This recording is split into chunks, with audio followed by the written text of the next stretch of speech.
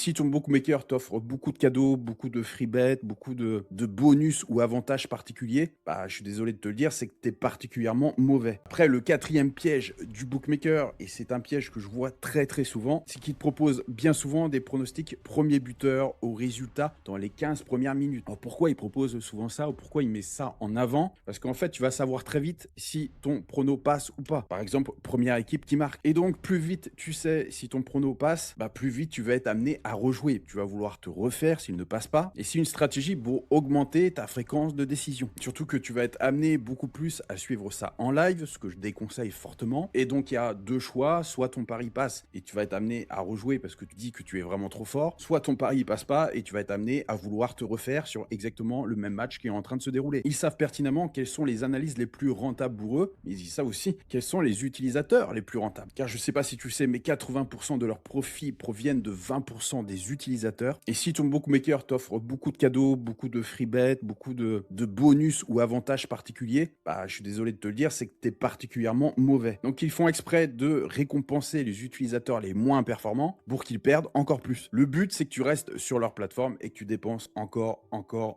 parce que tu es mauvais. Donc c'est pour ça qu'ils te font passer dans une sorte de filtre. Les bons, on les écarte. Donc ils se retrouvent au début limités dans leur mise et puis bien souvent bannis. Donc avec un compte clôturé puisqu'ils ne sont pas rentables. Moi, sur les bookmakers français, je suis banni de partout. Et par contre, l'utilisateur qui va s'épuiser, qui va faire des analyses impulsives et peu informées, bah, il va être encouragé, fidélisé et ciblé pour lui prendre un maximum d'argent. Donc le but du bookmaker, c'est de garder uniquement les perdants. Donc si tu as un ami ou si tu vois quelqu'un sur YouTube qui te dit qu'il se fait de l'argent sur un bookmaker français et ça tous les mois et tous les ans, ce n'est pas possible. Ils ne sont pas là pour donner leur argent aux gagnants. Et leur but aussi, c'est de te faire basculer petit à petit sur tout ce qui est casino en ligne pour les plateformes qui proposent les deux, puisqu'effectivement tout ce qui est casino en ligne, bah, c'est des marges beaucoup plus conséquentes.